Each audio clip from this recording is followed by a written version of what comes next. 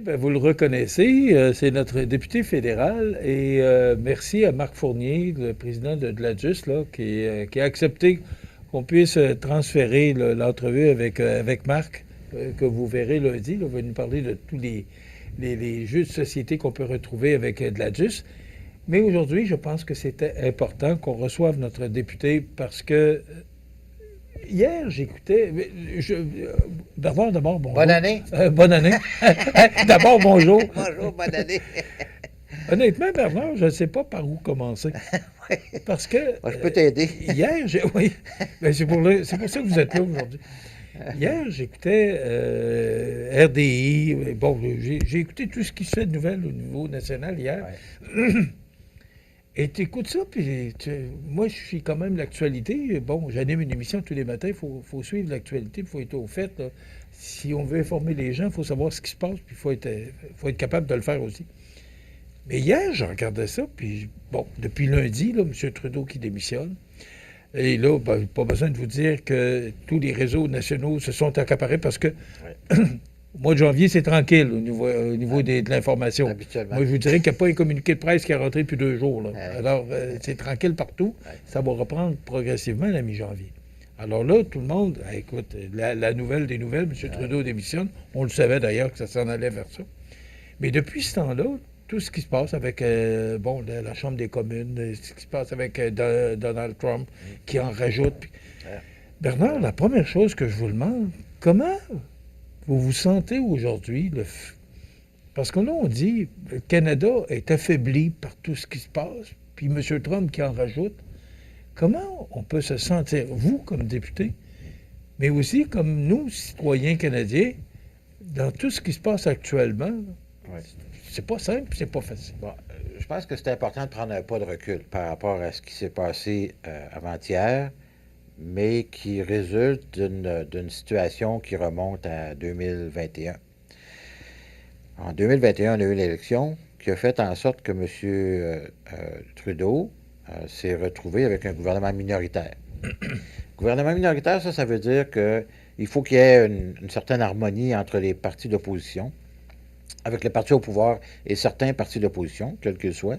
Il y en a 3 majeurs à Ottawa, donc le NPD, le Bloc québécois, puis nous autres, les conservateurs. Et donc, il faut qu'il y ait une espèce d'harmonie de façon à ce que le gouvernement puisse avancer. Donc, il est obligé de négocier essentiellement avec ses partenaires, je mets vraiment de parenthèse, avec ses partenaires, pour faire adopter certains éléments. Et ce que M. Trudeau a fait essentiellement, c'est qu'il a pris un virage à gauche, vraiment important, parce que, disons-le, là, les libéraux, habituellement, c'est un parti politique de centre. Nous, on n'est plus à droite un peu, mais eux autres sont vraiment de centre. Donc, il y a certaines politiques qui viennent de droite, d'autres de gauche.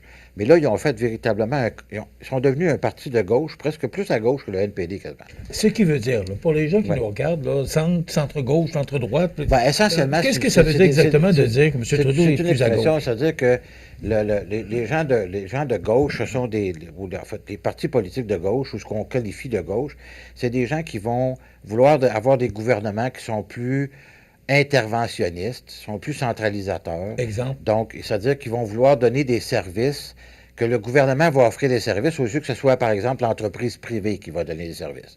Donc, quand on est plus à droite, on va vouloir moins d'intervention de l'État, donc que la population, que les entreprises aient plus de liberté pour être capables d'agir, au lieu que ce soit l'État qui vienne prendre place.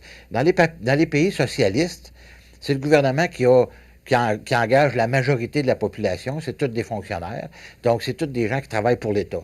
Tandis que dans un pays comme le Canada, on travaille pour soi et on rapporte des sous à l'État parce qu'on paye des taxes et des impôts. Donc, ça, c'est une grande différence fondamentale. Mais ceci dit, ça veut dire que M. Trudeau a pris un virage à gauche pour être capable de demeurer au pouvoir. Pour être capable de demeurer au pouvoir aussi longtemps, c'est qu'il s'est permis de donner ou mettre en place des politiques qui étaient des politiques voulues et espérées par le NPD, c'est-à-dire de faire le système d'assurance maladie de façon générale, le système dentaire, le garderie, ça c'est Trudeau, plus. Tous ces systèmes-là sont des systèmes ou des programmes qui sont payés par le gouvernement. C'est-à-dire qu'on paie des taxes et des impôts, le gouvernement choisit de payer des services à la population.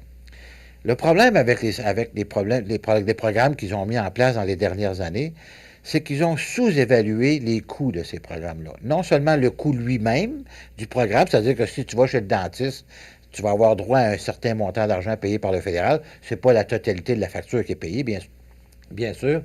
Et le frais d'administration de ce programme-là. Parce qu'évidemment, il faut payer les dentistes. Il faut recevoir une facture. Il faut permettre à des gens de devenir admissibles. Il y a une gestion en arrière de ça. Ça prend des fonctionnaires. Le gouvernement a augmenté de 40 dans les 9 dernières années la grosseur du gouvernement fédéral, la grosseur des gens qui y travaillent, des fonctionnaires. 40 de plus de monde, en même temps qu'il a fait ça, il a donné, l'année dernière seulement, 21 milliards de dollars de contrats à des firmes externes pour gérer différents éléments de l'État. Donc 40 de plus de travailleurs, de fonctionnaires, et là... En plus, il a payé 21 milliards pour donner de l'argent. Donc, il est devenu... Il a créé essentiellement une énorme machine gouvernementale qui est presque, je ne dirais pas socialiste d'une certaine manière, mais en tout cas qui est tellement grosse maintenant que ça a explosé les coûts de la fonction publique et de tout le service avec ces programmes-là qu'il a mis en place. De mettre des programmes en place, il n'y a rien de mal dans soi. C'est correct, dans une certaine manière. On en a fait au Québec des programmes de garderie. Ça date des années 90. Personne n'est mort ici, là. Tu sais, je veux dire, ça permet aux femmes particulièrement de retourner sur le marché du travail, etc. C'est bien correct, ça. Il faut juste s'assurer que quand on met un programme en place, on ait l'argent pour être capable de se le payer. Et là, malheureusement, le problème, c'est que, bon, il est arrivé la pandémie, mais au-delà de la pandémie, enlevons la pandémie, l'ensemble de tous ces programmes que M. Trudeau a mis en place, je répète, pour être capable de rester au pouvoir. Ça, il faut garder ça en tête. Là. Tout ce qu'a fait M. Trudeau depuis les 4 dernières années, c'est tout fait pour être capable de rester au pouvoir. Une entente qui a été signée par M. Singh, qu'on a déchirée récemment. Totalement, au mois de septembre dernier. C'est ce dont vous parlez. Exactement. Donc, il a fait tout ça pour être capable de rester au pouvoir. Donc, la réalité aujourd'hui, c'est qu'on se retrouve avec des déficits 50 plus élevés que ce qu'ils avaient estimé. Eux-mêmes avaient estimé. Pas nous, là. Eux, ils avaient estimé, le gouvernement, les libéraux avaient estimé qu'ils auraient fait 40 milliards de déficit. Le déficit n'est pas de 40 milliards, mais de 60 milliards. Et quand on dit que quand tu mets en place des politiques, je vais te donner un autre exemple, le gain en capital, quand tu vends ton chalet, ou etc., ton entreprise. Le gain en capital, c'est même pas une loi. Ça a été quelque chose qui a été dit dans le budget 2024-2025, qui a été mis en place. Un projet de loi qui a été prorogé, là. Ben, on va en reparler, là, mais qui a été mis en place. Parce que le temps passe vite. Oui, qui a été mis en place pour le 1er juin 2025 ou le 24 juin, oui. 24 juin 2025. 2024. Ça n'a pas été voté, ça encore, à nulle part. Ça n'a jamais été débattu en Chambre des communes. Ça ne fait pas partie d'une loi. C'est un règlement qu'ils ont mis en place qui devra, parce que c'est quelque chose qui touche l'argent du pays, là, les finances du pays, ça doit être voté, quelque chose comme ça. Ça ne l'a pas été encore. C'est même pas une loi qui est déjà née, alors elle est déjà morte avant d'être née, tu comprends? Mais ce que avec la prorogation. Bernard, avec la prorogation. Il y a des gens qui ont payé. Absolument, mais ça, éventuellement, il pourrait être remboursé. M. Gignac disait hier d'attendre de faire son rapport d'impôt. Oui, parce qu'il pourrait être remboursé. Oui. Parce que nous, on avait dit déjà, on a d'ores et déjà dit que même si ça devenait une loi, qu'on allait l'enlever. Alors, inévitablement, il y aura un remboursement quelque part. Mais au-delà de ça, c'est pour te dire que M. Trudeau a bénéficié de l'aide du NPD pour arriver à ses fins, pour être capable de rester au pouvoir. Le problème, c'est que en 2024, il y a eu 3 élections partielles. Une à Toronto, une à Montréal, puis une à Vancouver, qui sont des bastions libéraux, là. C'est des endroits où, dans les grandes villes, c'est les endroits où il y a le plus de libéraux, dans les grands secteurs.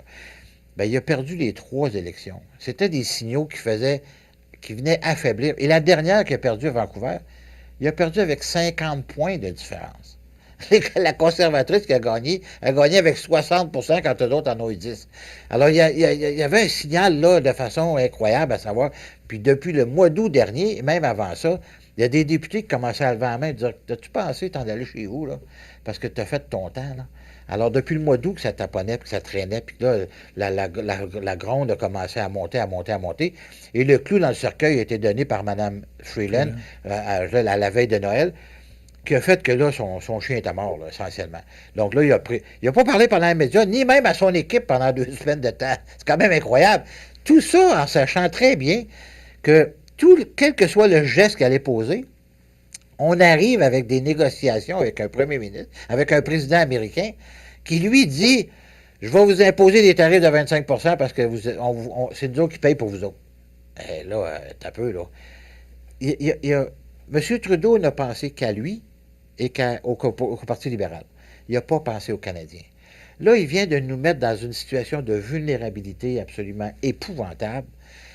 Oh, écoute, on vient de perdre 6 mois, là.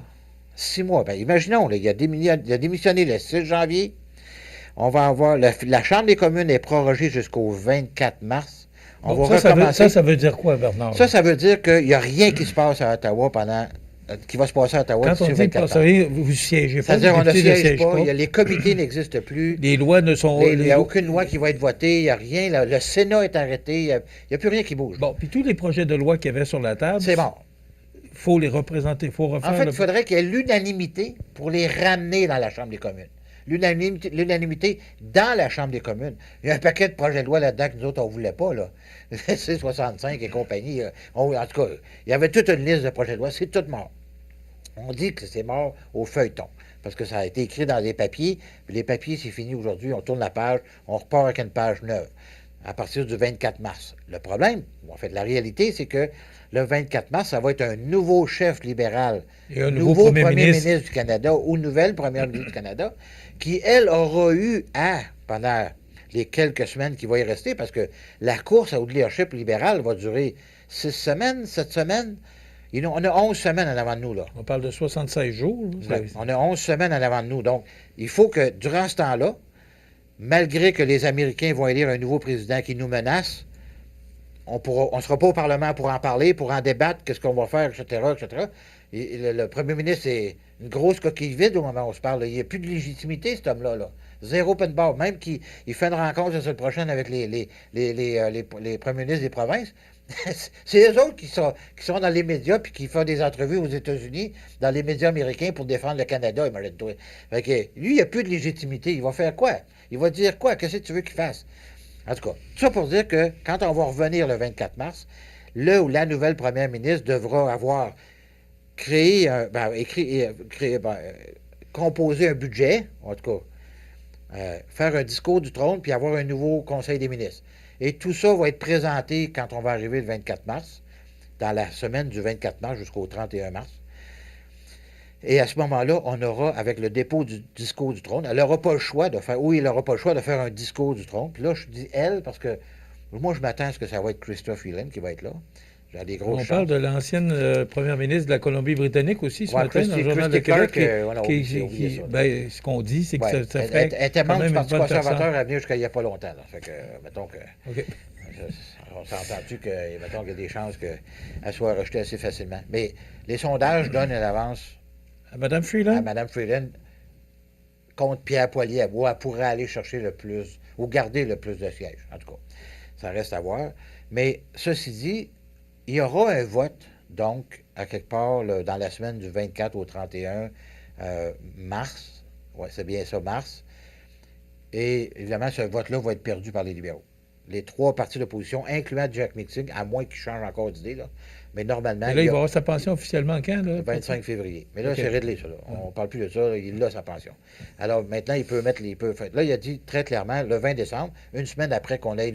On lui a donné l'occasion de renverser le gouvernement. Il n'a pas voulu le faire. Là, il est pogné, lui, là aussi, là. Il est vraiment pogné parce que c'est sa faute si on est rendu où est-ce qu'on est rendu là. Parce que s'il avait dit non à Trudeau, après avoir déchiré son entente au mois de septembre, s'il avait dit non à Trudeau les 3 fois où il a dit non, on serait en élection, on serait déjà avec un nouveau gouvernement au moment où on se parle. Et non, mais là, c'est pas le cas, là. Là, on est pogné, on est dans la marde, là. C'est le cas de le dire, là.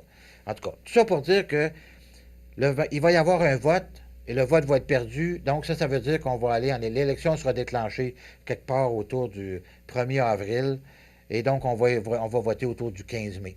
Mais là, du 6 janvier au 15 mai, là, il ne se passe rien, là. On ne peut pas prendre aucune décision à Ottawa. On peut pas. Il n'y a rien qui va se passer, là. Donc ça, c'est ça qui arrive, qui est le pire de ce qui va arriver par rapport à tout ce qui se passe actuellement, particulièrement avec les On États-Unis. sait que Trump va être assermenté le 20 janvier. Yep. Puis là, on l'écoute, puis écoute, et là, il veut prendre le Groenland, il veut va, avoir le Canada. Qui va réagir à Il ce veut qui avoir arrive? le canal Panama. Est-ce qu'il veut la Russie aussi, la Chine? C'est bon. Mais il y a des grandes ambitions, mais c'est sûr qu'on est Canadiens, puis on va rester Canadiens. Là. Oublie ça. Là. On ne sera jamais Américains. Bernard, on vient de parler justement là, du départ de M. Trudeau et tout ce que ça occasionne comme situation. Ouais. On va faire une pause. Ouais.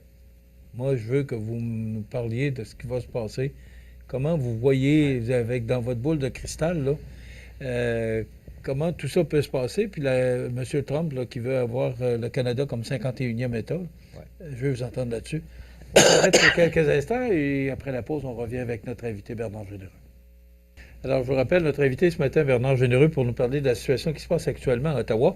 On a parlé de tous les enjeux, tout ce que ça comporte, le départ de M. Trudeau. Maintenant, regardons en avant. Vous n'avez pas de boule de cristal, je le sais, mais quand même, vous êtes quand même assez depuis longtemps à la Chambre des communes pour savoir un peu ce qui peut se passer. M. Trump sera assermenté le 20 janvier. Oui. Il va y avoir, et il veut imposer 25 de tarifs douaniers là, en surplus parce qu'il veut stopper l'immigration. Il veut qu'on prenne des moyens.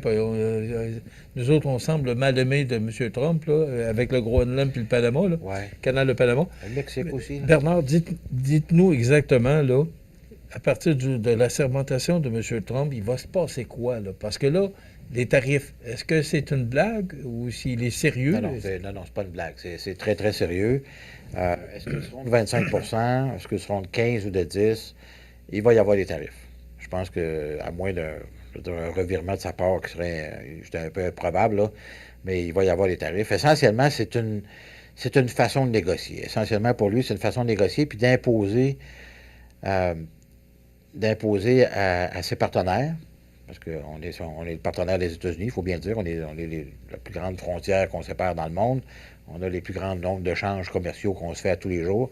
Ça se compte en milliards de dollars, ce qui s'échange entre les deux. Donc, lui, ce qu'il veut, c'est de négocier et mettre de la pression pour qu'on règle des problèmes. Un des problèmes qu'il faut qu'on règle, c'est qu'on est devenu une plaque tournante. Tu sais, quand M. Harper avait mis des visas pour les Mexicains il y a plusieurs années passées, presque 10 ans passés, M. Trudeau est arrivé pour dire « Ah non, ça n'a pas de bon sens, le Mexique, c'est nos amis, c'est du bon monde, etc. » Ils ont enlevé ça. Ils l'ont remis l'année dernière, le visa pour les Mexicains. Parce que ce qui rentrait ici, c'était la racaille qui n'était pas capable de rentrer aux États-Unis. Alors, il passait par le Canada, puis il rentrait aux États-Unis par la suite. Alors, on était devenu une passoire, essentiellement. C'est carrément ça, là. On ne voit pas ça ici dans nos régions, là. Mais dans les grandes villes, que sont Montréal, Toronto, Vancouver, etc., il y a bien du monde qui traverse, qui rentre, ou même des réfugiés qui rentrent au Canada. La seule raison pour laquelle ils passent par ici, c'est pour aller aux États-Unis. C'est pas pour venir ici. Ils ne veulent pas rester ici. Ils ne veulent pas rester ici. Donc, on a ce problème-là à régler. Disons-le, c'est un vrai problème. Ce n'est pas des faux problèmes que M. Trump parle. C'est des vrais problèmes. On doit s'en préoccuper. Alors, la frontière, c'est aussi la frontière par rapport au fentanyl. La crise du fentanyl au Canada, là, elle est réelle. Ici, dans nos régions, on ne voit pas ça, là. Mais à Montréal, je ne sais pas si vous avez déjà vu des images de ça, mais à Vancouver, puis à Toronto, là, il y a des gens qui sont des loques humaines, là, littéralement. Ils prennent une pilule qui coûte 2 piastres, là. Ils partent, là, puis ils sont plus capables de bouger, pratiquement. Ils sont bien couchés à terre ou bien debout, puis ils ne bougent plus. Ils deviennent inopérants, là, carrément. C'est une drogue qui ne coûte rien et qui est fabriquée au Canada En tout cas, on est devenu un exportateur de fentanyl aux États-Unis, le Canada. Pourquoi? Parce que dans ce qui rentre dans les ports canadiens, qui n'est pas scanné, là, qui n'est pas géré d'aucune façon, il rentre les produits nécessaires pour la création du fentanyl. Et après ça, on exporte ces pilules-là aux États-Unis. Donc, il veut qu'on règle cette problématique-là. Il a tout à fait raison de le faire. D'ailleurs, le gouvernement américain a poursuivi les compagnies pharmaceutiques par rapport à la crise du fentanyl, ce que Pierre Poilievre veut faire au Canada également, ce que M. Trudeau n'a jamais fait. Parce que la crise du fentanyl, elle est réelle. Il y a des dizaines de milliers de personnes qui sont décédées au Canada, particulièrement à Vancouver. C'est fou raide, là. C'est fou raide, là. Vancouver, Toronto, mais là, ça a commencé à Montréal, Québec un peu. C'est une crise importante, là. C'est des gens qui tombent sous le l'égide de cette drogue-là, qui ne sont plus capables de s'en sortir, là. Bon. Donc, ça, c'est un problème. Il faut qu'on règle ces problèmes-là. Il a raison, M. Trump. Il faut lui donner raison. Il a raison de Mais dire... pourquoi que M. Biden, M. Clinton ou Bush, là, pourquoi eux autres n'ont pas bougé? Pourquoi Écoute, il y avait d'autres problèmes à gérer. Le problème, écoute, pourquoi tu penses que M. Trump a mis une barrière, un mur entre l'Espagne? M. Biden n'a pas stoppé le mur, il a continué à le construire, là. Il a dit que ça n'avait pas de bon sens, pas de bon sens, pas de bon sens, pas de bon sens, mais quand il est arrivé au pouvoir, il a dit, ben oui, c'est vrai, avec le nombre de Mexicains qui rentrent au Canada, aux États-Unis, il faut arrêter ça. Bon. Je veux dire, on peut bien ne pas aimer Trump comme on veut au Québec, là, mais la réalité, c'est qu'il a raison sur... Vous nous dites qu'il a raison. Maintenant, qu'est-ce que ça va engendrer? Si jamais il allait à 25 ben écoute, normalement, on va contre-attaquer avec des tarifs de la même. Bon, on a des richesses naturelles, nous autres aussi. On a plein d'affaires, puis qui ont besoin de nous autres. On a le pétrole, là, Arrêtons de penser que les États-Unis n'ont pas besoin de nous autres. Là, hier, il disait pas besoin de vos chars, pas besoin de votre lait, pas besoin de votre bois de bois, votre bois d'œuf, pas besoin de ci, pas besoin de ça. On n'exporte pas de lait, là. Ils ont besoin de notre pétrole, parce qu'en plus, on le vend quasiment à rabais, là. Ils ont besoin de l'aluminium.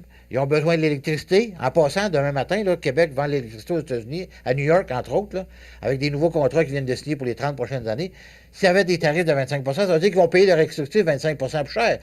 L'État va payer l'électricité 25 plus cher. Donc, ils devront la vendre à leurs clients 25 plus cher. Tantôt, là, il y a des États où le Canada, puis on est interreliés tellement là, que ces gens-là vont payer. Ils vont perdre des emplois.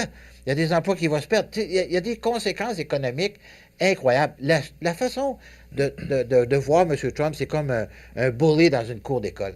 Il va arriver, puis il va donner un coup de poing sur la gueule à quelqu'un. Puis là, après ça, tu vas te réveiller, puis là, tu vas dire, OK, là, t'as peu, on va s'entendre, on va se parler. Il est comme ça. Il est juste fait de même. Il faut juste savoir comment est-ce qu'il est fait, le personnage.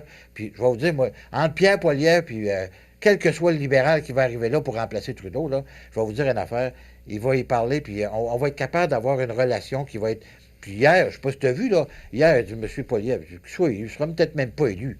Il s'en fout de savoir qui c'est qui va être là devant lui. Il s'en fout littéralement.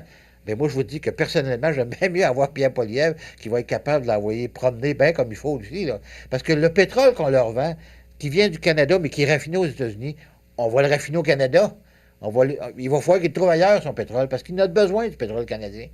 Ah, mais il est chum avec la Russie. C'est 100 milliards de dollars. Puis la Russie, c'est quand même un producteur de pétrole aussi.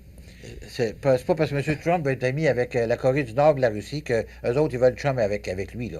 Attends, il faut faire attention, là. La géopolitique mondiale va changer, c'est évident. Qu'est-ce qui va arriver avec l'Ukraine, on ne sait pas. Là, il veut augmenter les dépenses en armement, ou en fait, toute la sécurité, les armées, etc., de 100 à 5 au niveau de NATO, pas NATO, NATO c'est en anglais, là, mais l'OTAN? Tous les pays de l'OTAN, c'est 2 On est à 1,5 nous autres là. On a encore 15 milliards à dépenser pour arriver à 2 15 milliards de dollars qu'on n'a pas. On vient de payer des dents à tout le monde. Tu comprends qu'il y a des choix qui doivent être faits à un moment donné dans un gouvernement. Là, on paye des dents, on paye des garderies, on paye tout ce que tu voudras, mais on n'est pas capable d'arriver à dépenser 15 milliards parce qu'on est dans le trou. Tu comprends? On donne des services. Ça revient à ce que je disais au départ. Là. De toute façon, je vais vous réinviter parce que... Absolument, ça me fait plaisir. En fait, il y a des choix. Le gouvernement fait des choix. Vous êtes élu. Vous avez un gouvernement majoritaire. Oui. Est-ce qu'il faut s'attendre à de l'austérité? En fait, il faut s'attendre à prendre des décisions.